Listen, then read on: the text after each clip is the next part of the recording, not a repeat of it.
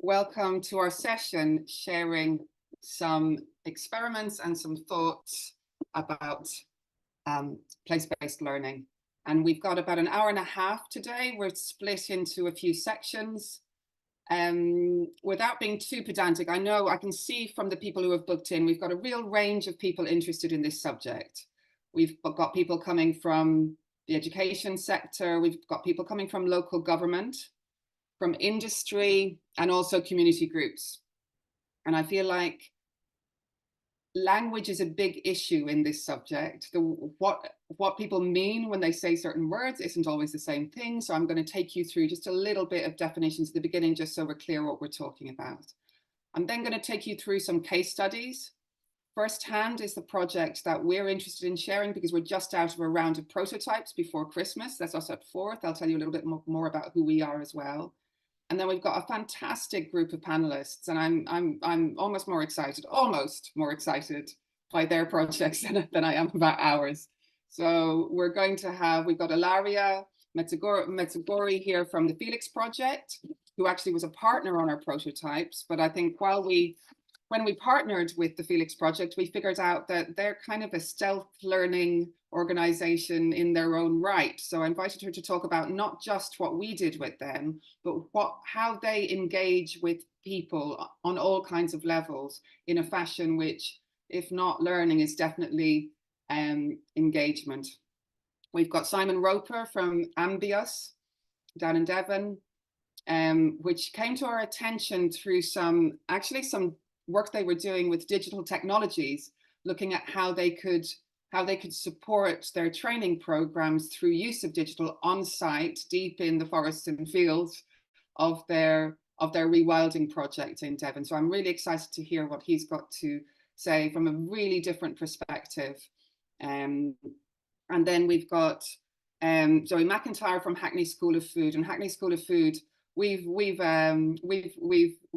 looked at them for quite a long time. I mean, really since they started, as a project which takes an asset-based approach to, I guess, a community-based relationship with food. So it's a learning project, and it's also a community asset which is used by lots of different parts of the community in different ways. And we've got a surprise guest, a last-minute addition to the program. Fraser Harper is here from the Green Edge. So we will have a Q&A session. And for anyone who's watching, I'd encourage you to drop in questions as it goes along into the chat boxes. We'll also have opportunity to turn your camera on, speak live in a Q&A session at the end. But we'll be asking Fraser and his partner Michael Cross do I guess a publication. Is that what you call it, Fraser? It's a podcast and newsletter. And so for anyone who's interested in a skills we call agenda, it I can't think of anything online better. Newsletter. Yes, an online newsletter. Online newsletter. And we'll finish up with what's next in the project that we're doing firsthand and an invitation to participate. So without further ado, as they say, I will move in a little bit to that first section, the introduction and definitions. So where we're coming from, I'm the director of a creative studio and community interest company called Fourth. We work as a small team. I'm supported here by Chacha Viandira Athia, who has been assisting on this project right the way through. I'm very sad not to have Emily Tullow with us today because she's in Australia, who has been really a huge contributor to the First Time project today. But my co-director Daniel Charney is here, Jane Packman, Don Webb. We have a great group of people who are designers, researchers, educators, and our mission is to connect people to the ideas and skills needed in a changing world. So that crosses engagement into learning and sometimes even into formal education. So our portfolio of projects, the reason I guess that we've come, I'll just take you a little bit through some of our projects which have led us to the project that we're talking about today. And this project on screen, you can see lots of young people doing lots of things in communities, in places, in different kinds of environments. And this is a project that was started by my co-director, Daniel Charney. It's called Fixperts. It started in universities and migrated into schools. It's a learning program which encourages people to I guess, take responsibility for problems in their own direct environments and to make change, to fix those problems.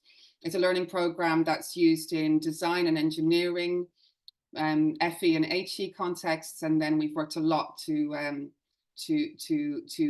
bring it into both primary and secondary schools. And when Daniel started this in 2011, 2012, I guess it seemed slightly distant from what we were doing as a practice. We were doing a lot of engagement programs, public engagement, very much working out of kind of museums and sector organizations. And this catapulted us into formal learning contexts and brought us, I guess, or started us on a journey of understanding what it really meant to bring some of the skills that we had in engagement into a learning context where we had to pay a lot of attention to what the learning outcomes were and who was learning, where they were learning, what that learning was for. That brought us to, I guess, a whole range of projects. I'm just flashing a couple in front of you. This we did in 2018. It was a summer camp where we brought about 250 kids through 9 to 14-year-olds through a program of engaging them with the Sustainable Development Goals and an interest in how they might interact, how they might engage directly with the world around them. On Mondays, they fixed housing. On Tuesdays, they fixed transport. It gave them a way to kind of access ideas about the world and translate that into direct action. And we did that with whittling, as you see, and laser cutters and 3D printing. And when we started the program, it was an idea that it would take people from sticks to drones, but really it was about problem solving in the world around them. This led us in turn to some bigger research projects. And we had the privilege in 2020 to join a collaboration which was around open learning and open schooling, terms which were really kind of new to us at the time. We were invited into a European funded project, a Horizon project, looking at how maker education and citizen science could help to engage learners with their local communities. So you're starting to see some themes developing here, which are bringing us through, I guess, to the work that we're talking about today. And when we dug into ideas of open schooling, there is this idea that open schooling is place. This is learning which is happening, whether that's with schools or whether that's within FE or HE contexts, or whether that's in lifelong learning contexts. It's a type of learning which is embedded in an environment, which means it's a world that a learner recognizes, is seeking to understand and can have a relationship to, and can engage with purposeful projects, passion-led, pervasive. So this kind of open-ended learning, which is happening outside of school walls, though sometimes in partnership with formal learning, formal learning institutions or organizations. And it has this kind of opportunity to break outside of those paradigms. And we felt strongly through these kind of portfolio of projects, and I haven't shown you everything we were up to, but the experiments that we were doing in this kind of learning, we felt this fit to a complex world, to the kinds of uncertainties, to the kinds of change which is happening in the world around these learners. And that's as true for an 11-year-old as it is for someone who is perhaps coming to the late stage of their career and it's a work context. So these kinds of connections, connected environments, different kinds of challenges upcoming felt like they needed new conversations around new skills. Place, and that's the title, I guess, of the session that we're doing today, place-based learning, started to come up within we made a map of acronyms and jargon and the kinds of language that came up around what we were talking about. We knew we were interested in project-based learning. We had this instinct that that real world learning, real world challenges offers something to learners which is beyond what you can do in a classroom. And that's not to say that it replaces what happens in a classroom, just that it's complementary. It unlocks different kinds of experiences which can resonate with learners in different ways. So these 3 signature practices that you see at the bottom, an Edge Foundation, I know there's people on this call who will know a lot about this. For some people, this might be new. So I'm just kind of rehearsing the kinds of connections we were making when we were looking at pedagogical practices or approaches to teaching and learning. So project-based learning was key, real-world learning was key for us, and this idea of community-connected learning, that you could introduce different people into these conversations to the benefit of everyone involved. And place-based education is to us a very kind of friendly term. It's an umbrella term. And as you see from the quote there, it's an umbrella term for practices which prioritize experiential, community-based, and contextual and ecological learning. So I love the way that they summed it up in this paper, that it's in the place, it's of the place, it's from the place, and it's for the sake of the place. So that, to me, I mean, you can kind of take that away and I'm sure write a dissertation on it, but I love that way of articulating it and what it opens up. So we feel that place unlocks things about learning which aren't available in other forms of learning. So you can obviously scale learning in digital contexts. So there is a huge need for digital learning challenges. There's a huge need for classroom-based learning, but places unlock other things which we think are really interesting. So this idea, this is a quote from that previous from that previous paper, the systematic review of literature, that active learning comes into play, which can drive a greater attachment to local community and context, allowing students to become proactive investigators. What a phrase, proactive investigators of the cultural, ecological, social, political, and economic environments in which they learn and live. So to us, reading that, it's a lot of words, it's a lot of language, but what it means is this socially engaged human in the world who has got skills. There are skills in here, there is knowledge, there is emotional connection. And two things that I wanted to call out. One is the idea of hands-on learning. So because we are interested, our background as designers and educators relates to the material reality of production and manufacturing. And when you're in place, that hands-on nature is to the fore. You can experience on a sensory level, but also there are technical skills in there which cannot be conveyed in principle or in theory, or certainly can't completely be conveyed in principle or in theory, that things reveal themselves when you are there in place. And the second thing we wanted to call out was direct access. So that opportunity for knowledge and skills sharing, and that could be to do with expertise, to do with mastery and expertise and people who have that level of mastery themselves. It can also just be through peer learning, so people learning side by side, shoulder by shoulder. It can be about open innovation, about hearing stories and about connecting through to other people who have different perspectives. So there's all kinds of things which are unlocked through that direct access. So these are the reasons we think that place-based learning has huge relevance in a portfolio of learning approaches.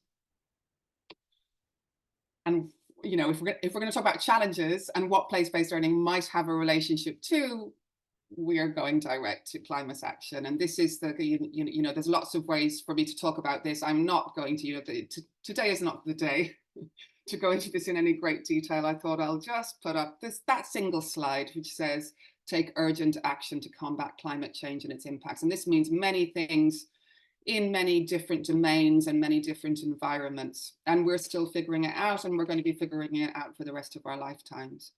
But these targets under the SDGs are worth looking at, as are all of the SDGs, and we're paying attention to a number of them at the moment. But just the language in here, strength and resilience, adaptive capacity, there's really interesting terminology, and I think it's worth kind of taking these instructions effectively, or these kind of, rallying cries, build knowledge and capacity. I think they're rallying cries, and I think we need to be attentive to them. I'm not going to go into how here. But what is being recognized, and I think when we look at what that knowledge, what those skills, what those behaviors are, which are necessary in order to get there, that recognition, I put kind of slow recognition to urgent challenges. And that's not because we don't know what those knowledge, skills, and behaviors are. I think we pretty much know, and I think there's a lot of consensus out there. And there's analyses, there's meta-analyses, there's reviews of reviews, but there's something about the distance between knowing it and putting that into action that is very, slow. So I think this kind of move that is being made to say these knowledge, skills and behaviors need our attention, and they need different kinds of approaches in a portfolio in addition to our traditional learning formats. So we're starting to see these come through. In fact, we're dripping with frameworks, and I'm going to, and this is the stock and trade of Fraser and the Green Edge. And I'm hoping he'll be able to kind of come back to this as we wrap up, having seen our practical examples and case studies. But I'm just going to flash a few on screen for you now, just so you get an idea of, I guess, the kind of stock in trade of some of the conversations that we're having. And also we'll share the presentation and recording afterwards, so you can have a look directly yourself if these aren't on your radar already. So this is coming out of Education Scotland. It's looking at kind of school age learning and that learning for sustainability. It's very beautifully expressed here, that ready to thrive, being me, building empathy. You know, you can think about what the hard skills are in here, but those competencies, that kind of knowledge and skills and behavior that comes into these, I think is really nicely expressed and really well communicated in this diagram.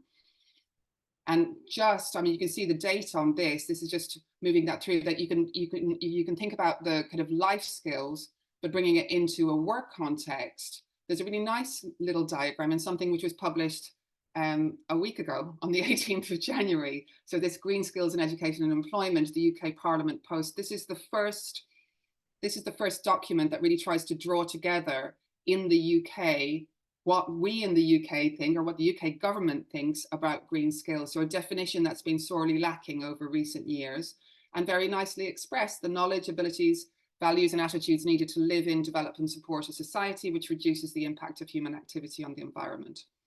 And importantly, green skills can apply to everyone in society and all forms of work. So I think it's really nicely expressed. I like the little diagram which has the transformative and the instrumental.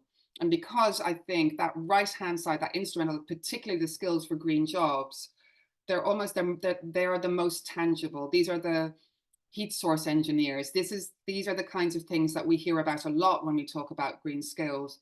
And because those other two columns, the green life skills and the skills for a green transformation, are more elusive, they're less tangible, they're more difficult to convey, more difficult to adapt to, they get a lot less attention. And I think what we're talking about today really starts to come to that side of this diagram. Really, if we're going to talk about systems thinking, working within complexity and coalition building, what are the skills that go alongside that? And that's part of our interest in place-based learning and how that can help to progress that agenda. Flashing a few more up. Green Comp we like very much. This is the European Sustainability Competence Framework. And post-Brexit, obviously, everything with European on front of it raises an eyebrow. But what's very interesting, and talking to some people recently, particularly about industry, is though there are, and this applies to things like the greenwashing regulations, which have come into force, which have been in the news in the last week, though those regulations no longer apply in the UK companies and UK industries who trade or perhaps have partners or perhaps even stretch themselves across Europe will want to apply the same standards across each of their locations. They won't want to be seen to be doing one thing in one place or one in another, or simply it's not practical, or simply they want to move toward those kinds of standards. And I think Green Comp is a really interesting framework to look at with its ideas of sustainability values, embracing complexity, futures literacy, for example, and acting for sustainability. This is where it becomes a little bit challenging, I feel, to grasp what that might look like in terms of learning. But interestingly, it's mirrored even when you're looking at strictly at future skills or essential skills for tomorrow's workforce. This is another one, and we're almost done with the grids, but this is another one which is an interesting read, which is a systematic review of essential skills for tomorrow's workforce, which really points to the consensus across industry and how consistent that is with a green skills agenda and with sustainability competencies. So just pointing out that there's no big difference between these things, the one thing I'm going to add, and then I think that's the end of these diagrams, is just thinking about access. Who can understand and who can act on these kinds of imperatives? And I think it's just not to forget that there are essentials, there are basic skills which become the building block for those kinds of competencies. And I think looking to someone like Skills Builder, who started in school looking at very, a very coherent framework across essential skills for a future world, or for the world that is changing around us. And they're now starting to work with HE and FE. They're also starting to work with particularly third sector organizations to create that kind of shared language. And they're talking about very basic building blocks, which are things like listening and speaking, problem solving. These are all the essential components, and they are harder skills that you can kind of grasp as you start to move into some of the competencies that I've just shown you. So that's a bit of a quick tour on everything that you're maybe the kind of key points of the kind of agendas that we've been looking at over the last 6 months. And I'm going to show you a little bit about how we've kind of moved this on toward an idea of new formats and approaches, and particularly this focus on place-based learning. And this is where we'd like to look out, kind of looking at who's doing interesting things in this, because I do think what you're starting to see is things bubbling up from people who are seeing a need, and that could be industries or sectors, that could be organizations or businesses. You're starting to see experimentation happen on the ground, because some of the educational institutions are perhaps slower to respond. Perhaps those kinds of changes which are happening to kind of are happening immediately to a sector or to an industry, and haven't had the chance to feed back into qualification or accreditation. So a few of the people that we're looking at, I'm just going to flash in front of you now. People like the Skills Centre, which is a fantastic project, which is looking at kind of construction. This is working into construction. It's particularly interested in access. They're employer-led, community-focused, and they've opened centres on site in construction sites, sometimes pop up because obviously construction sites are up for a very long time. They're putting placements in, they're putting apprenticeships in, they're bringing schools through. They're really kind of looking at how something located where that work is happening can increase access and can offer that kind of live immersion in order to skill up and to reskill. We're looking at places like Sayura Hospitality, a totally different sector. This is another non-profit. Interesting how the third sector and non-profits come into this space first, like an advanced rallying cry. This is needed, and this is needed for broad benefit. We really like what Sayura Hospitality is doing. Again, they're popping up. So they are coming into an area. They've done it in a number of different locations, including Redchurch Street in the East End of London. They'll come into a location, partner with all of the local hospitality businesses. So they might come in and work with 6 hotels, and they'll do a boot camp over 6 weeks. They pop up and they'll bring local people, local job seekers through a 6-week boot camp, which then has guaranteed employment with those partner organizations. So the hotels are partnering in a way which they've never done before to solve their skills shortages. And then Sayura is locating that in a community and doing the hard work of bringing in a curriculum, of recruiting learners in, and of kind of creating that pipeline, which otherwise isn't being, it's not that it's not there, but it's maybe not as visible, maybe it's not as accessible, and they're doing that kind of hard work. So these kinds of organizations are really, oh, and look there, there's Ambios, who you're going to hear about. Double thumbs up from Simon. So we've got people like Ambios, who again, you're going to hear about these ones, so I don't have to tell you all in advance what Simon's going to tell you in a minute, but I do think these organizations are really, and here's Hackney School of Food, taking this kind of asset-based approach that Zoe's going to tell you about, where they've created an asset which people in the community can access and use. And then the Felix project, who again you'll hear about, who are not a learning organization, except that they are a learning organization, I would say, from the way that I've seen them work. But Ilaria can tell you more about that. So I'm just going to take another 5 minutes of your time just to tell you about the project that we are active on at the moment. And this is when the invitation was under the banner of First Hand, and First Hand is a project that we've initiated. So we at Forth are a partner on this project called Learning Ventures for Climate Justice. And the portfolio of projects and the thoughts and the research and all of the things that I told you about us have led us to another Horizon funded project, which started in March last year. And Levers, which is led by Trinity College in Dublin, it's a Horizon Europe project. We're working in partnership with the UCL Climate Action Unit, Centre for Social Innovation in Cyprus, European Association for the Education of Adults, and more. I haven't put all the logos up because it looks like a big jumble. There's 9 projects being initiated in 9 different countries across Europe. We are the UK hub, I guess, or we are the UK initiative. And this project is taking a place-based and asset-based approach to climate learning.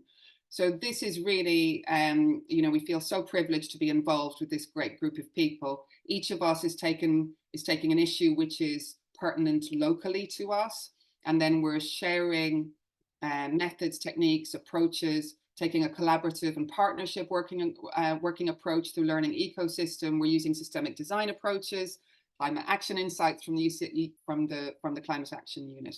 So we share a process and we're applying it in different ways according to local need.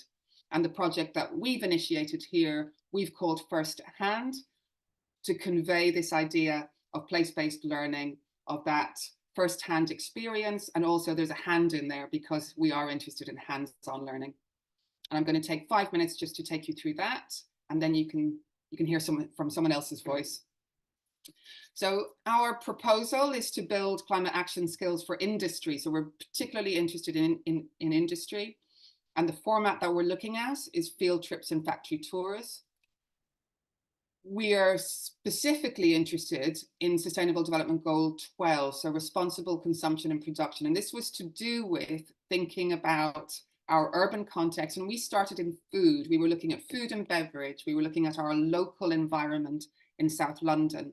And we were looking at food and beverage as because of its engagement potential, but also because of that immediate challenge that we can see everywhere around us in terms of community health, in terms of fast food and all kinds of food waste, all of those kind of systemic problems which go back up the chain. And in looking at what the challenges were that we could speak to, rather than the many amazing community projects which are also active in our area, and I know pretty much across the UK, we identified a need around reskilling and upskilling in industry for the pace and scale of change which is coming. And we thought we could speak to that need for a range of ways to engage and motivate and train the workforce. And by workforce, I mean up and down the talent pipeline. So that means people who are looking to food and beverage or to manufacturing as a career, people who are there, and then the communities who offer those workers context, the stakeholders, supply chain, and there's all kinds of impacts on the way that these organizations and companies work. So we thought we could say something relevant in that context. And the format that we were testing before Christmas, and it's a way to go. We are looking at these direct and hands-on experiences and building capability for innovation and change by going direct to the factory floor. And we're saying in the depot and the market and the kitchen and the lab and the farm. So Simon, be careful, we'll be down to Devon to visit you soon. And we've trialed a program with a climate action curriculum. And this was a really interesting process to really look at all those frameworks that I flashed in front of you 10 minutes ago. We started to look at those in that specific context, alongside partners, the Soil Association, who've been fantastic partner to think about how those skills translate into generic skills, which might be as relevant to a farm as they might be to a factory, as they might be to a waste depot. And we're talking about how we can bring that kind of thinking into context which can lend us their content effectively. And we're linking there to the Climate Action Unit, to Skills Builder, all of those skills frameworks that we've looked at before. We've designed a generic learning session which looks at how you can embed yourself for short periods of time into someone else's world, and how you can leverage that for experience and content without getting in the way of their operations. So we're looking at how you understand the skills in practice, how you connect with a peer group and with your hosts and perhaps their communities, and how you take those out from there, how you develop those skills and how you might bring those skills back into your environment. And we're playing with short and longer visits and itineraries. We're looking at building knowledge, understanding, and practice. And I'm going to flash some pictures on front of you now around what we did just before Christmas. So through October and November, we started to look at to visit. And I'm still so sad. We started in our early days research, and we were looking at what kinds of change were being activated at what levels and by whom. And Walworth Neighbourhood Food Model we see as an exemplar project, looking at how a local community can look in a systemic way at how food is produced and consumed within a geographical area, and then understand what assets they have, what needs they have, what resources they have. So really taking an asset-based community development approach to it and thinking about how they can move that forward. The skills we saw in evidence here in order to actually activate that were really worth elevating and worth people coming to see and learn from. We then managed to schedule 2 tours precisely to coincide with 2 large weather events.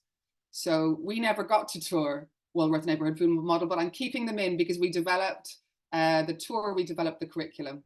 And the first session that we did instead was with Westminster Kingsway College, who are the largest vocational college in London, with 3 different locations. We worked with a team with some existing students from their hospitality management. And you can see it's the very beginning. We have way too much paper on a table, but we had some fantastic students who were taking their experiences in kitchens and in front of house and in large scale hospitality environments and thinking about them in terms of creativity and in terms of collaboration and in terms of complexity, which meant that we went all the way from the kind of environments that were being used by we were working with the Hilton Hotel for this tour. And we went all the way from kind of how a heritage destination works right the way through to VAT and how kind of global forces might shape what's possible in the future. We went from there into a brewery context where Felix at Small Beer Brew Co. took us through a fantastic journey of small scale manufacturing, urban manufacturing, and a fantastic product and really interesting context, taking people through the people that you see standing around there. It was when we started to see what different kinds of learners have an appetite for these kinds of experiences. And you know, the people that I can see there are coming from industry. There's 3 restaurateurs. There's one of his competitor breweries came along and suggested a collaboration at the end of the session. We have people who were doing masters in food security. We had someone from local government, you know, so these conversations which could happen in that environment and the conversations that environment unlocked really encouraged us that we were onto something. And these are short tours. We did longer sessions with the Felix project, where because of the environment that Felix project have, so they have an industrialist scale. Now, Ilaria will tell you all about this, but we were working into a different scale, industrial scale warehouses, industrial kitchens. So we were able to take our cohorts through a hands-on volunteering experience. So they were chopping and packing and understanding the day-to-day reality of the food redistribution organization that Felix Project is, and were then able to retire up to a room to consider the meaning of all that and what skills were in evidence and how they could use those skills in their own contexts. We found, oh my God, we found out lots and lots and lots of things. Too much to share with you now. If anyone wants to follow up, I'm very happy to have chats. We know it's challenging in all kinds of ways to develop formats which are hands-on and live. So we bumped into lots of interesting things around around the challenges of that and the limitations of that. But the response that we got was incredible, including things like this. The idea of connection came up again and again. What did people associate with what? What skills did they think they were using when they were doing different things? How they could relate that back to their technical skills, or to where they thought their work or their discipline or their sector or the sector they wanted to be in was going. And so these connections were being made all the time between different bodies of knowledge, between different individuals. We saw people looking for work from each other, looking to collaborate with each other. Lots of kind of contacts and connections, but lots and lots of kind of pennies dropping, where someone would say, I didn't think that was creative. I didn't think that was, I didn't connect that through. So that was our overall feeling. And Ilaria, this is from you, not to mention you too much throughout this, but there is a thread and you are here, so you can talk about it as well. But what I loved was the idea that the host venue was not just being benevolent, lending themselves to us for the afternoon, but they were an active and involved partner. And more than that, they benefited from the experience. And I think this is something that we're really interested in, is creating these win-win-win situations where the host wins, the people who are doing the tour win, the experts who are involved in, the learners win. And if we can kind of weave that through in something which is sufficiently accessible, which is sufficiently available to people, then that's what we're on to win. And I'll talk a little bit about how we intend to do that in the next round now. But I think for now, that's me done. And I'm happy to take some questions straight away now. I can see there's a few things on the chat. I might just stop sharing for a minute, and then we'll look to invite our fantastic guests to contribute. I'm not seeing anything on the Q&A. So I might just go straight over to Ilaria. Wonderful. Let me share our presentation.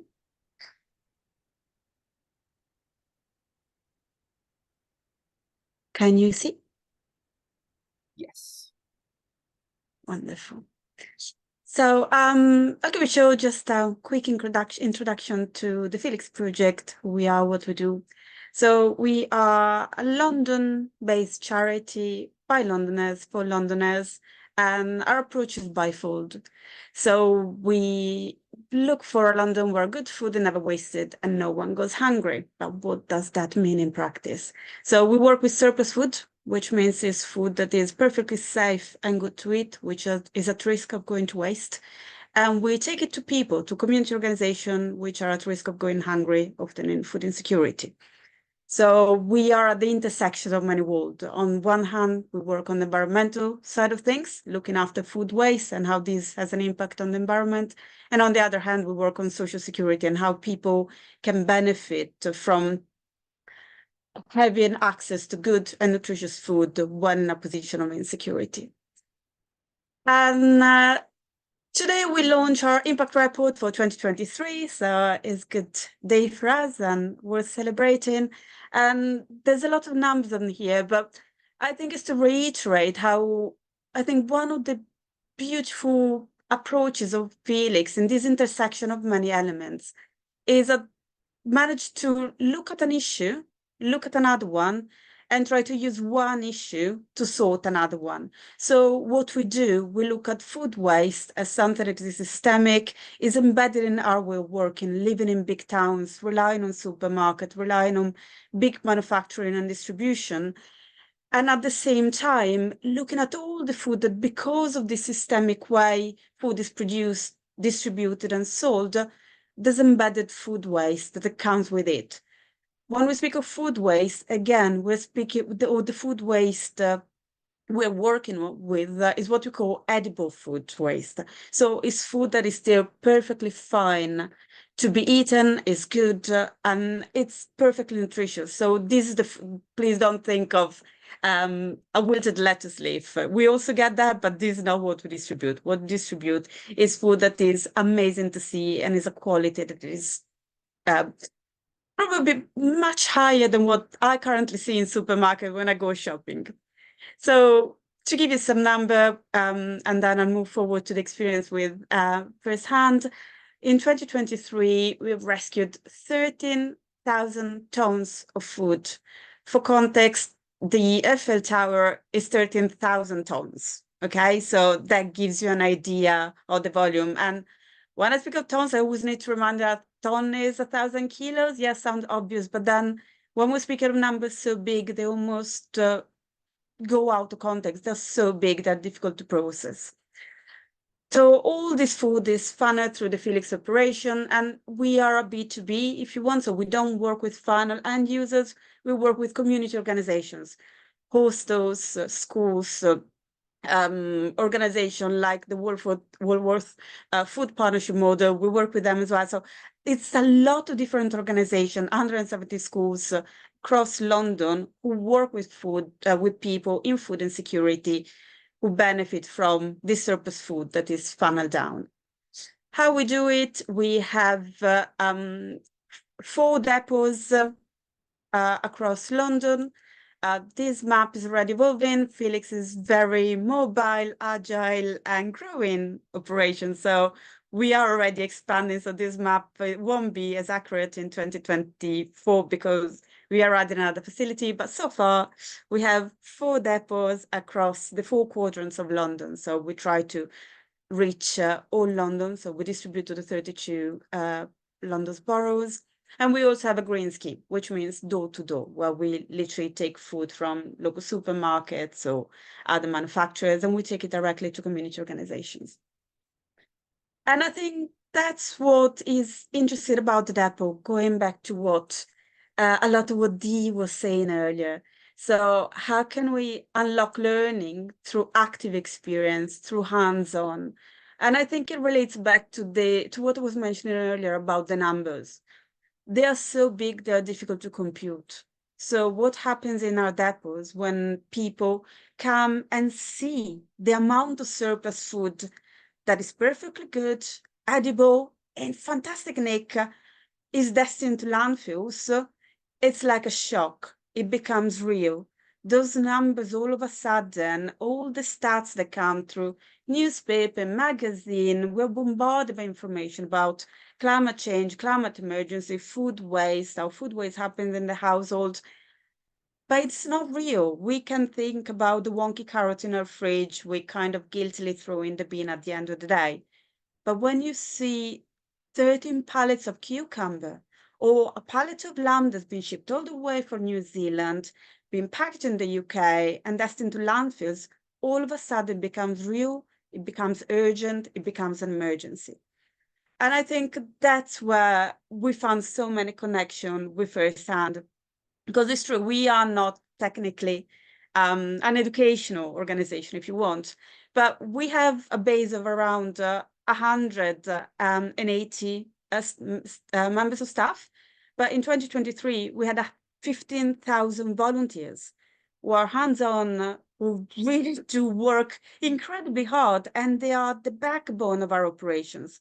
And we couldn't work without them. And because we couldn't work without them, we have to devise ways to put them in the best possible condition to help us with a very limited, condensed training. So what we were really, I was feeling very honored to hear the feedback from the people who participated in the tool, was to hear how empowered they felt by our staff with a very short, limited induction time. We're speaking of 5-10 minutes induction on top of the usual health and safety, which is paramount in what we do because we're operating at industrial level and scale.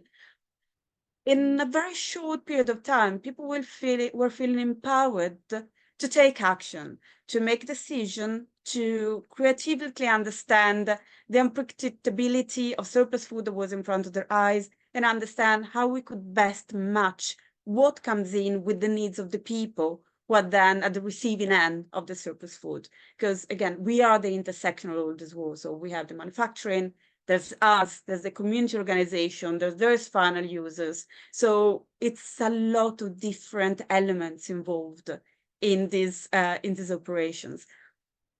And another thing that it was beautiful to hear was the trust that the participants felt from the team. So the ability of feeling trusted in accomplishing a task was really empowering again, because it means that people realize that change is within their hands and they can make change. The change is meaningful and it will bring a positive impact to further down the line. And I think linked to that is we speak a lot about education, how we can bring messages that are dear to us across the organization, but also to each of the 15,000 volunteers that come through the door every time. Sometimes we have regular volunteers, at the time they'll come from the corporate world or from groups. And yes, it's brilliant that we shift the food and we can take it to community organization. But at the same time, what's absolutely stunning is the fact that we can communicate the urgency of the issues of food waste and food insecurity to 15,000 people who come to the door. And firsthand, they can see that food waste is real, that the climate emergency is real, and that there are people going hungry. So those 15,000 people hopefully will go back home at the end of the day, remembering something and taking it to their lives. And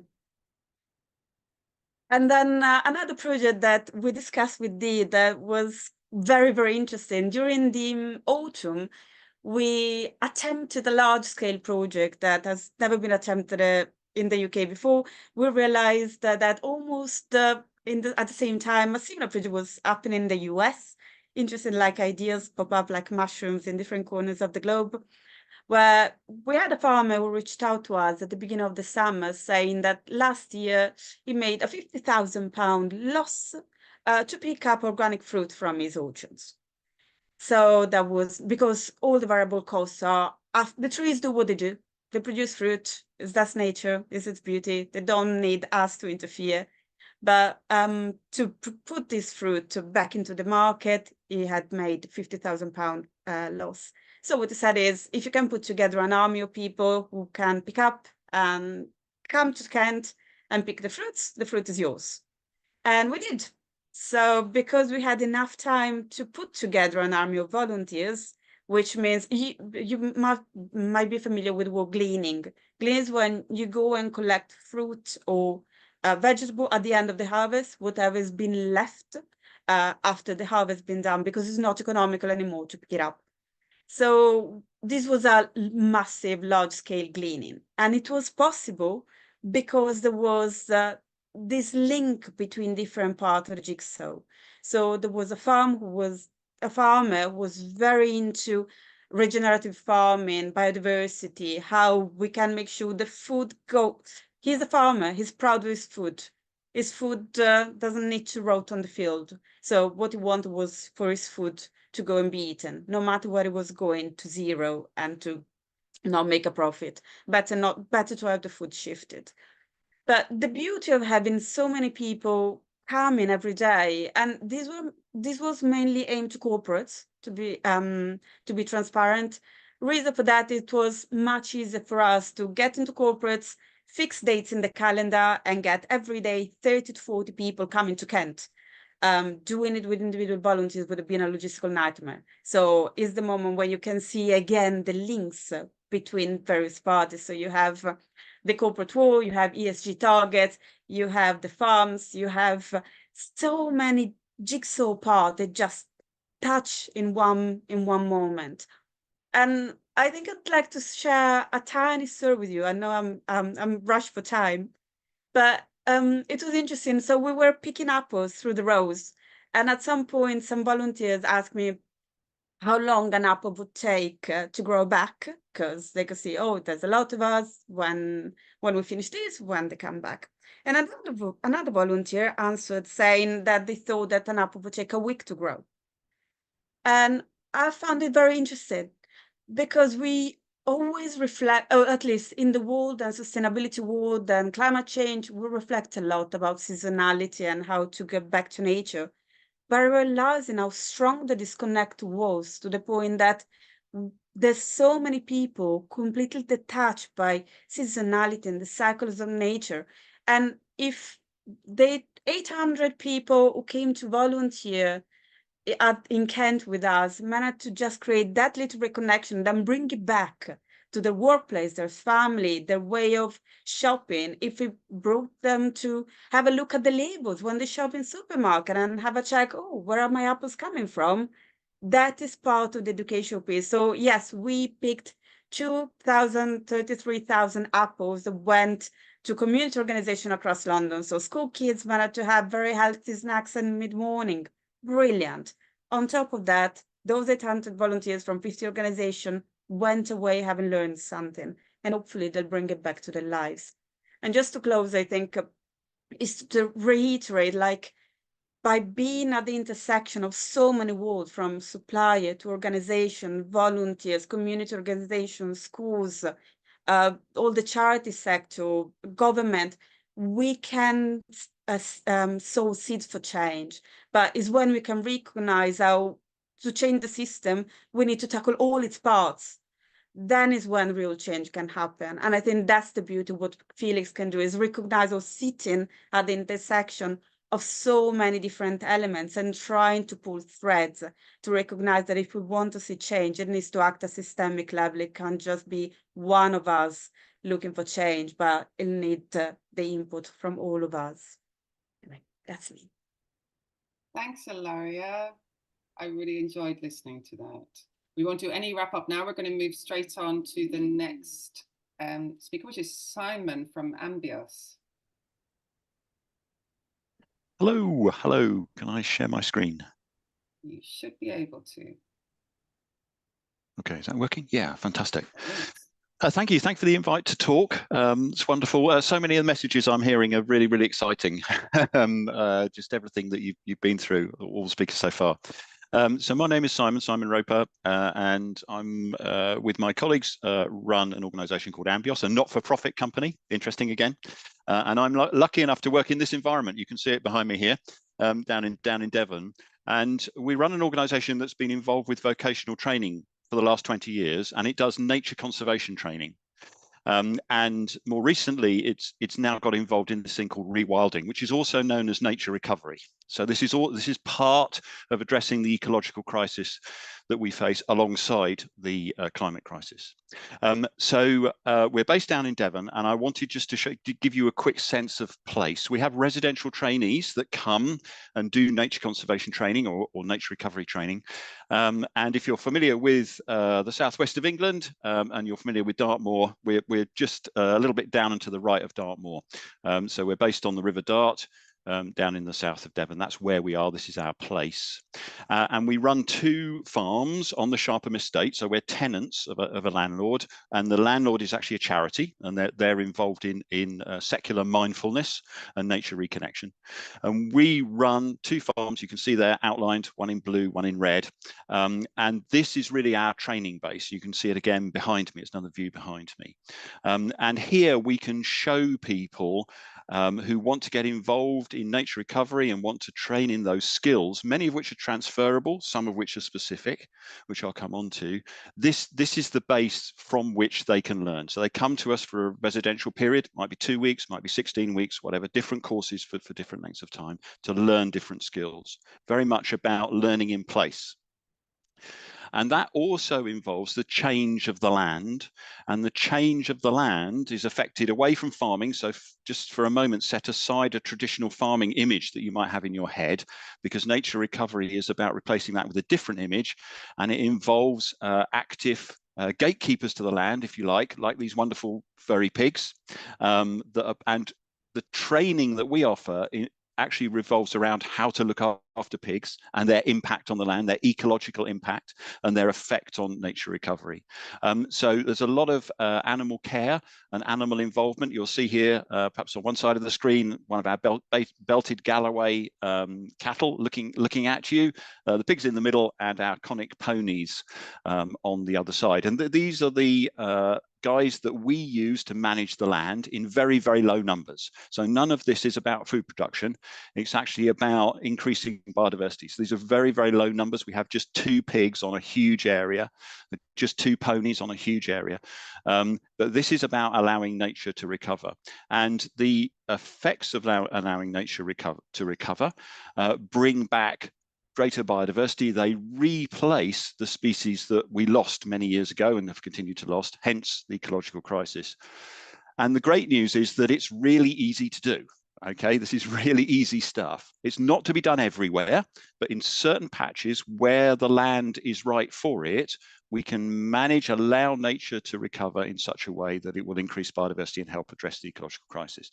And you can see here perhaps the lovely buttercup field emerging here, and the bees on the other side. And this is all to do with having very, very low numbers of cattle on our land. So we bring together residential trainees. They come from all walks of life. Some are career changers. Some of them have just come out of academic learning, and they come to us to go skills-based, all about vocational training. That's what we've been involved with for the last 20 years. And they do all these things with all these different plants and animals. Yeah, they learn about that, and that's what prepares them to go into the jobs now, the growing number of jobs that are becoming available around nature recovery. So that would be working for national parks, potentially, or working for RSPB or any other conservation organisation you can think of, as well as consultancy work. And I just wanted to go back and talk about the site, because we started this nature recovery rewilding about 3 years ago, and we'd never seen barn owls on site. And I just wanted to play you this footage, which was taken by a trainee of a barn owl flying over site. And it's just an illustration of how, if we can allow nature to recover, it will recover. So barn owls weren't seen for the last 30 years on site until 3 years ago, when they started to appear. And they've started to appear because the cattle grazing is very much reduced and the habitat has come back and been more appropriate for them. And one of our trainees captured this marvelous bit of footage on film. And I think for people who are young people, particularly, who are coming into a world and realizing that we have climate emergency, ecological crisis, this kind of thing gives them hope for the future. This is the kind of thing that actually really works, okay? And it's happening all over the country. We're just one example of lots and lots of sites over the country. This is a growing movement now across our sceptred isle, and it gives great hope for the future and positive engagement. Let me just try and move on. Okay, here we are. I wanted to show you one more little thing before I talk about technology. So this is using technology because it's a drone. So this is an overfly of our fields, taken in consecutive years, as you can see, rolling before us. And it just shows you the nature recovery over just 3 years. And interesting, it is actually using technology because it's a drone. So you can come to us and learn how to use this kind of technology, because it's a really good way for public engagement, as you can see before you right now, in illustrating very visually how the land changes very quickly. So we started here with a classic agricultural scene that had been cropped. Then we allowed nature to recover because we took all the cattle away, didn't graze it, didn't crop it. And you can see here it's becoming more messy, more dynamic, more what we call structurally diverse. And that's really good for insects and really good for birds. And that's why we get barn owls coming back, etc. So this is our site. You get a sense here, I think, of the landscape as well behind. I'm just going to stop sharing my screen there for a moment. So the place where we are, really important for learning, really allows learners to embed and to understand the place, particularly if they're with us for a lengthy period, maybe 16 weeks or so. But what occurred to us 2 or 3 years ago, and this is where I think Dee started, we came to Dee's notice, was that actually place can be at Sharpham, here where we are, but it can also be elsewhere. And the technology that drove that was this thing here, called a wildlife camera trap. Oh, it's going to disappear, of course, isn't it? I have to hold it in front of me. This is a wildlife camera trap, which is a battery-operated camera that you can put out in the field. And we use a lot of these at Sharpham to monitor wildlife. So you can watch for birds and mammals. You can record foxes and badgers moving through the landscape. And what occurred to us, coincidentally, actually, just before the pandemic hit, was that if we can do this at Sharpham, we can teach people to use this equipment in their own homes if we lend them the equipment. And we had a funded project through VOCTEC, UFI VOCTEC, to actually develop this whole technology. So a virtual learning environment, to buy the cameras, to be able to lend to people so they could put them in their own gardens, or they could put them in their own, if they had a nature reserve or somewhere else, they could place them. And we could, in the virtual learning environment, we could actually use live Zooms like this to talk them through how to use this equipment, and a whole bunch of other videos that they could refer to in terms of training. So for a very long time, we've tried to connect nature and technology in various different ways. But that was the one where we thought, well, there is this sense, we do a lot of stuff at place at Sharpham, but we can actually invite people to learn in, if you like, in their own backyards. But if we can lend them the equipment, and that's what we got the funding for. And I think that's probably where Dee cottoned onto us, who was talking about technology early on. So the learning environment, just lastly to finish, the learning environment that we try to create is a positive learning environment based on growth mindset and solution focus. It's very vocationally focused. We used to be a City and Guilds centre for vocational certification. We've drifted away from that now for all sorts of reasons I won't go into at the moment. But it's very much our kind of philosophy. And I think the key thing for us is that we're seeing young people and career changers coming through want to get involved and connect with nature, and they just absolutely, you see people respond in a really, really positive way when they come to Sharpham, and we can take them out on the land that you can see behind me and sit them down in the long grass and start to talk to them about what's that butterfly, what's that plant, why is it important? Okay, I'm going to stop there. Thank you. That's really impressive, Simon, because it's exactly to time as well. That was lovely to hear about. And so I think all the more so because the three other projects that we're talking about are urban and, you know, to some degree, I mean, we're talking about scale, and I think scale is something that interests us a lot. And the flip that happens between working into industrially scaled processes or, you know, large scale landscapes is very interesting, kind of bringing that back to the individual and bringing that back to local communities, because they all exist beside each other. Industrial scale manufacturing doesn't exist in a vacuum. It still has a local community, it still has a supply chain. And I think there's just lots and lots of parallels around the kinds of stakeholders that you manage, including the wildlife and the on the estate. But let me pass over straight away to Zoe in Hackney School of Food to tell us a bit about your situation. Hi there, thanks for having me.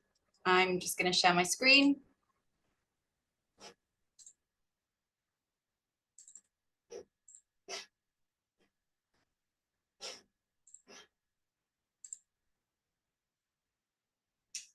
Can everyone see that?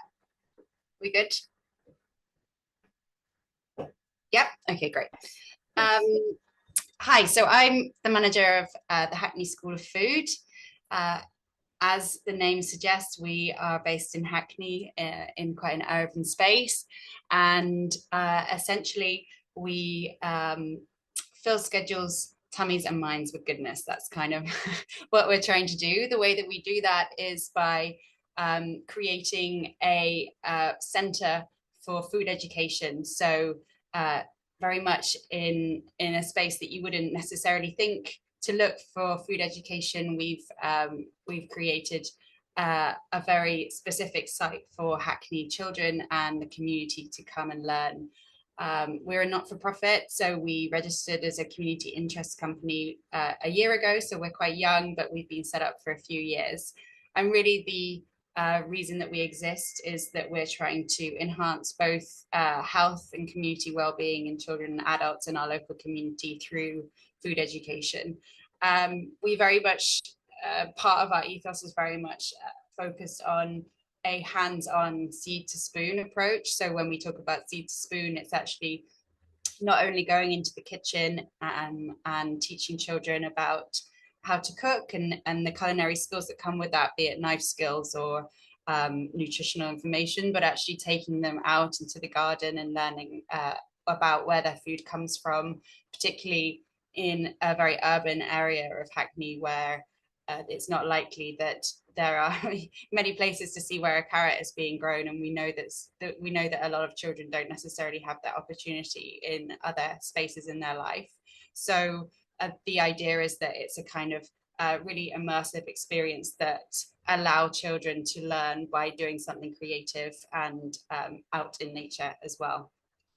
So in terms of where we live, we are kind of surrounded by a number of different housing estates in Clapton. We're actually on the site of a school called Mandeville Primary School. So we were originally founded by two organizations, which is LEAP Federation, which is a federation of 3 schools, primary schools in Hackney, and Chefs in Schools, which is an organization who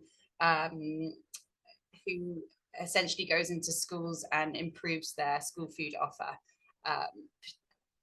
And so the idea of the Hackney School of Food kind of came about by these two organizations already working together and thinking about how they could demonstrate physically the impact that food education can have, particularly on children, but also on the wider community. So very much in terms of kind of thinking about a place-based organization, all of our activities do run within our garden and kitchen, although we have started doing a little bit of work outside of those remits to go and kind of try and spread some of the learnings that we've gathered over the last few years. But the majority of our work is very much centered here in this space. And in terms of the kind of area that we're working in and our community, it's very diverse, but we're in a place of particularly high deprivation. And also in Hackney, as there is across London and other places in England, there's this very kind of extreme juxtaposition of high deprivation right next to areas of affluence and gentrification. So, you know, it's in terms of when we think about our local community, we're always thinking about those kind of divergences and how we work within that remit in terms of what we can offer and how we can work within the community in which we're centered. So in terms of what we're trying to really achieve, what we stand by is to not leave any cook behind, meaning that we think that learning to cook is not just a hobby, it's really an essential life skill that transfers a lot of different types of learnings and knowledge and kind of social and behavioral learnings for children particularly, but also of course for other members of society in the community who perhaps can benefit from particular areas of kind of learning about nutrition and cooking healthily, and also cooking on a more modest diet, more modest budget in these times that we're living in. So essentially we're really here because we're driven by this idea that we want to cultivate a real love for cooking and for food, and to make it really accessible as a life skill for everyone who comes across our door, no matter what their background is. So in terms of the kind of power of food education, we see it not only as a skill, but also an opportunity to improve both physical and mental well-being, and essentially that having repercussions within the wider society in terms of health and resilience kind of now into the future. And when we're looking particularly at our own local area, I think that we're really looking to address some kind of key issues, particularly thinking about childhood obesity. We know that over 40% of children in year 6 in England are overweight or obese, or living with obesity, and over half of adults, and particularly in Hackney, we're seeing really high levels of obesity. Of course, this is linked very much to deprivation rates. So Hackney remains one of the most deprived areas of the country, and that's we're looking at kind of lower life expectancy rates compared to the London average, and this kind of correlates when we're looking at issues like children's tooth decay and even height. So I think that when we're also kind of looking at the statistics, of course, the rates of means tested free school meals are particularly high in this area of Hackney that we're based in. So 59% of children in the local area are eligible for means tested free school meals, which is much higher than the UK average. And then when we're thinking about the kind of access to green space, I think that we're obviously in a very urban area. We're actually close to the Hackney marshes, but I think that it's also we're thinking about how we create a space that is a kitchen, but also a community garden, which allows children and adults to feel a sense of ownership in nature, and that they have a place in the green space. And I think that if we look around the estates that we're within, which we're kind of cornered by, there are a few areas of green space, but very much not something that the local community would necessarily feel able to really engage with. And of course, when we're talking about all of these issues, we're thinking about particularly the issues around food poverty for families and individuals, and the kind of ways that these all interlink when we're looking at accessing a healthy and sustainable diet affordably, when we know that per calorie unhealthy food is much cheaper than healthy food. So in terms of how we kind of started and how we kind of became what we are today, as I mentioned, we were a partnership project between Chefs and Schools and the Leap Federation, and the site was essentially part of the extended playground of the school that was really disused and hadn't had the love and care and attention. But the two organizations really understood that there was opportunity there. So we are actually transformed from a derelict caretaker's house on site of the school. We worked with some really brilliant architects who kind of understood our vision and changed this two-level house into a state-of-the-art kind of teaching kitchen, which is really set up for all ages and skill bases, in terms of even being able to move up and down the workstation, so the very young children from the age of reception can come, but also we're well set up for adults as well. We actually were able to open in March 2020, which of course wasn't, in hindsight, the easiest time to start a new project, but we adapted to it, and the garden became particularly an area for local people to come and help to kind of set up and feel a part of when it was difficult to spend time together inside. And then we also kind of got involved with some of the emergency food packages that were happening at that time. And so it's really been since then that we've been able to kind of work on our kind of day-to-day offer that as we'd imagined it initially. And I think now, 4 years on, we are really quite a thriving centre for food education, and particularly in our local community, offering something really unique that is becoming much more kind of well known within our local area, and particularly with schools, which I will come on to. So in terms of what our core offer is, as Dee mentioned at the beginning, we are a site that is quite adaptable. We have lots of different things happening, and our community is really diverse, and we are here to kind of reflect that diversity within what we offer. So our kind of core bread and butter, I would say, is this food education we offer to school children. So we particularly work with the 57 primary schools who are in Hackney, and the school curriculum does have food education as part of it, as mandatory for +7 year-olds to be taking part in. But often schools don't have the teaching staff, and they don't have the cooking equipment or facilities on site to really be able to do that well. So it really works for us to work with these schools and to offer them something that they need, and to kind of create an experience that the schools can engage with as a kind of learning exchange. And so children kind of tap into both their food education curriculum, but also their science curriculum. When they go out in the garden, they learn about seasonality and biodiversity and lots of different soil health and lots of different aspects that kind of feed into that. But also have, a really fun, great time.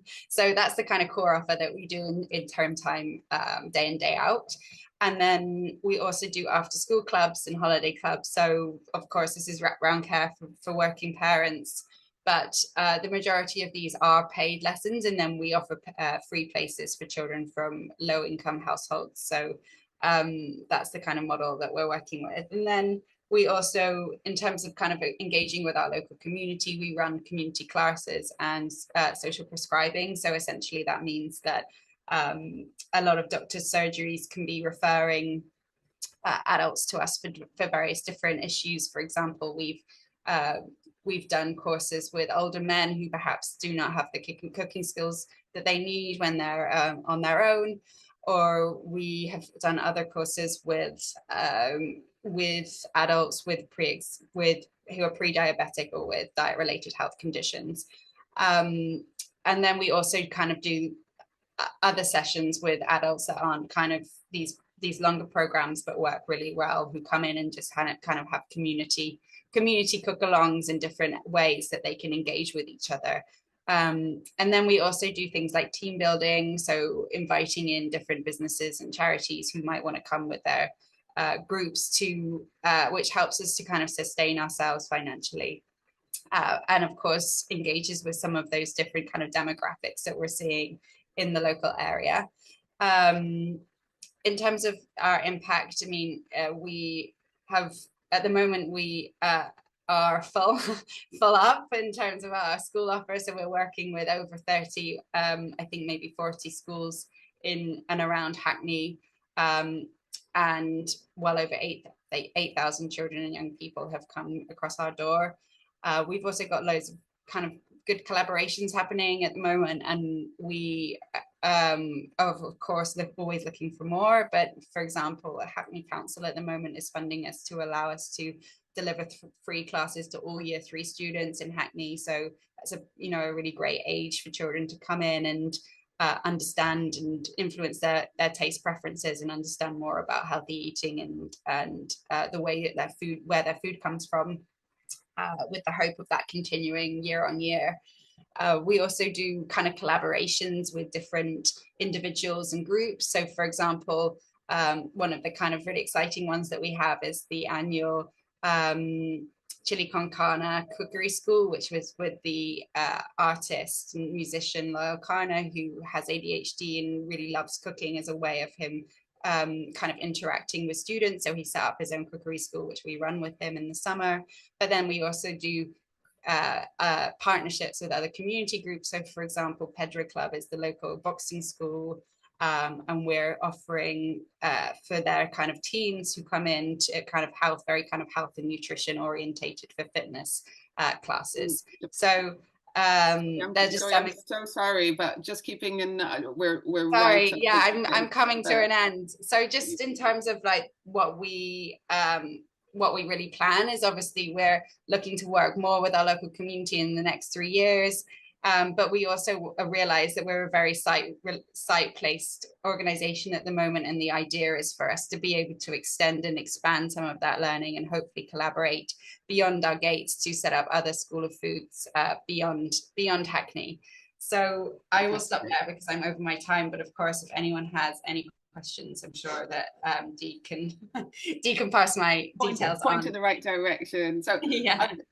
I'm very tempted to sum up everyone and all the kind of themes I see going through, but that's the reason that we invited Fraser to join us. So I'm going to really reluctantly, because I'd love to control the message, but I'm very curious to know what you got from this selection of projects, Fraser, and how you see that relating. So if you could hold the floor for a few minutes, we'd be really interested to hear.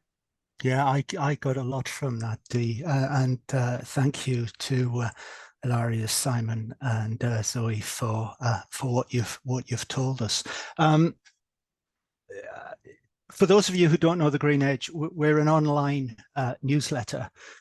We publish generally a post once a week, and we do a weekly podcast. We've been running for just over 2 years now, and we set up, myself and my colleague, Dr. Michael Cross, to write about specifically green skills. and the development of green skills in the UK, with a particular focus on the UK. And our original tagline was skilling up for net zero, and it was all about net zero, but it's become much broader than that as we have carried on. And it's become beyond skills. It's about competences. It's about hearts and minds. And we heard, some things today which are about those. It's about building competences, and it's about getting hearts and minds. We first bumped into Dee this time last year, Dee, and we wrote about, we posted back in January last year on Fixperts, and things have moved on, and we look forward to probably, possibly being even engaged in some of those things. Coming into 2024, Michael and I were saying, well, where are we taking the Green Edge? What are we going to write about? And we decided we were going to write about 3 main themes this year. One of them was, and this is no coincidence, was about finding and writing about place-based case studies. And the reason for that was we've spent a lot of time, Michael particularly, my colleague, he looks an awful lot at government policy and what's going on there. And it's so confusing. There's such a mess, and there are stops and starts because of the political cycles. And what's going to happen this year? Probably not very much policy-wise, because of the various political shenanigans that are going on this year. So we said, well, look, that's all happening. Oh, by the way, you also get, the big consultancies are all trying to establish thought leadership. This is about getting stuff done place by place, and it's about cracking on. It's become less about, in our view, thought leadership, and it's about action leadership. It's about things being done, and this has been done in places. And the 3 examples we've heard today are exactly that. They're exactly that. So, credit to the 3 of you. I'll come on to the other 2 themes in a minute, but just sticking with the place-based. Ilaria, we heard about the Felix project, and I was reminded as I was listening to you about a conversation. We talked to a lot of people on the Green Edge, and we had a conversation with Dr. Adam Reed. Now, Adam, he's a great guy. He is the Chief Sustainability Officer of Suez, and he's on the Green Jobs Delivery Group. So this is a well-placed guy. And we got into a conversation about the 7 R's of sustainability with him. And he said, well, look, there's so many of these R's around. He said, one of my most popular ones, he had 3. One of them was repair, the repair economy, and the other one was the redistribution. That was his second one. And he said, redistribution is so much being thrown out from supermarkets and thrown out from the food supply chain that this is a big thing for the future. And that's what you guys are doing. That's what Felix is doing. And congratulations to you for it. Incidentally, the other thing we talked to Adam about is the big jobs in the circular economy going forward. And him and his colleague, Katie Coburn of CIWM, they threw some jobs about. And one of them was entrepreneurship. I said, well, there's so many opportunities. It used to be where there's muck, there's brass, didn't it? Now there are so many opportunities within the circular economy, and it's a very fertile ground for entrepreneurs. And again, that's what we're seeing from the Felix project. So place-based is one of our big things. The second one is competences. Is about building competence. It's less about talking about skills anymore. It's about making people competent. I can know what I need to be doing, but being competent at doing it. I can know how a heat pump works, but being competent to fit it is another thing altogether. And Simon, I was very interested to hear about what Ambios is doing, and the fact you use this word trainees. And we talked to a very interesting company recently that are taking on trainees, and we said, well, are these apprentices? No, they said apprentices can't do the job for us. We want people to go hands-on, and we want them to learn to be competent to do a thing. We can worry about qualifications later. Simon, you also mentioned City and Guilds. We're working with City and Guilds at the moment, and with apologies to anybody from City and Guilds who may be in the audience. We're working with City and Guilds, and they're trying to get their brains at the moment around what the qualifications should be for the green economy. And a lot of that is about making people familiarize familiarizing with the new technology and being able to use their existing skills in a green context. This is not about green skills equals green jobs.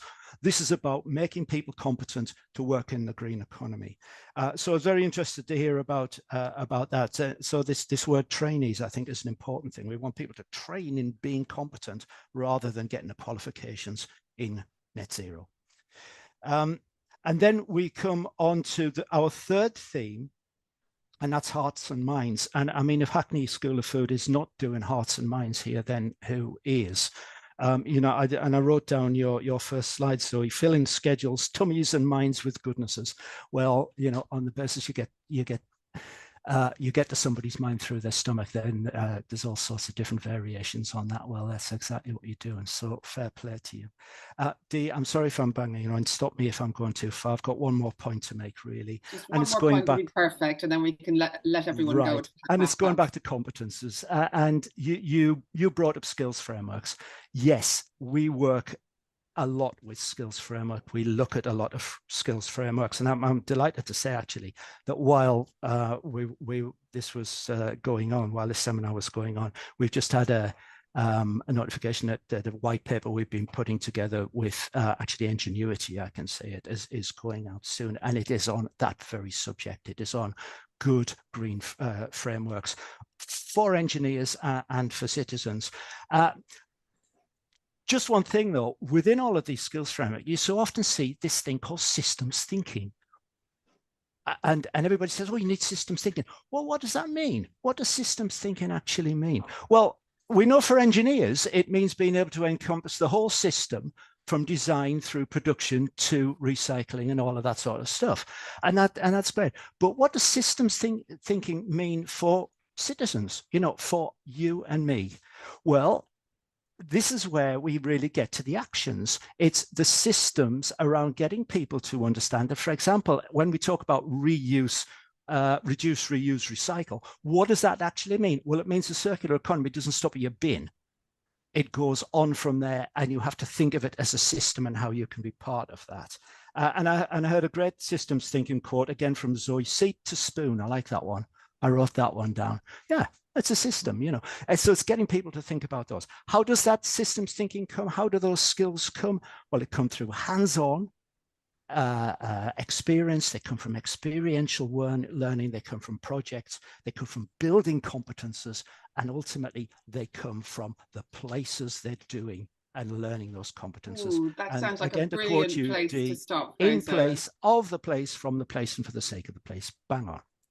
Amazing. Thank you. My 10 cents worth, Dee. Hope that's Thank you, useful. Fraser. And I can't recommend the newsletter enough, actually. And I know, you know, there's a role for frameworks, there's a role for action, and we're always trying to bridge the two. If you want to scale and replicate, you need frameworks. If you want to understand whether what you're doing is any good or not, you need to get stuck in and actually start delivering. So we're trying to do a bit of both. And with that, I have one final. It's just hit time, and I hate going over time. I am going to just pull that up as a final slide, and I will include a little bit more information on what we're doing next. Our plans for 2024. So this is back to firsthand. We're not doing an extra Q&As because there weren't any extra questions or ones that we couldn't answer straight away. But we will send you all the recording. We will send you all the slide decks. And I just wanted to flag for you that this is our sharing event, 24th of January 2024. We had a brilliant sign up for this. So I'm really encouraged, even just from seeing who was interested and who's been interested in having these conversations. We're looking to bring together a community of practice. I didn't get a chance to talk about that today. I'm not sure that's super important, but I am going to put some information on that into your follow-up email, so everyone expect to hear a little bit about that. We'll be looking to trial extended formats. We've done our kind of mini half day here and days there. We're going to be thinking about how might that extend into something more substantial, and which might be looking at deeper learning outcomes. And in September 24, we'll start delivering something. I don't know what that program will look like, but we've certainly got enough clues and evidence from what we did before Christmas to encourage us forward. So something will launch in September, and we're very ambitious about this one. And we're, we're interested in partners, we're interested in collaborators, we're interested in learners. So anyone who's got any ideas on those fronts, please be in touch. So unless there's anything more, any final words from our speakers, I just would like to thank you all. I've enjoyed this afternoon so much, and I was so looking forward to it, and it's just delivered on exactly what I'd hoped for. So thank you so much for your time and sharing, and what I think really rounded out. And thank you, Fraser, for just kind of finishing that on such a neat tie-in of all those kind of themes that we share in common. And with that, thank you all of the attendees. And please do forward any further comments to us after. So with that, I will release you only a minute or two late. Thank you all, and all the best. Thanks, everybody. Thank you. Thank you. Thanks very much. Bye for now.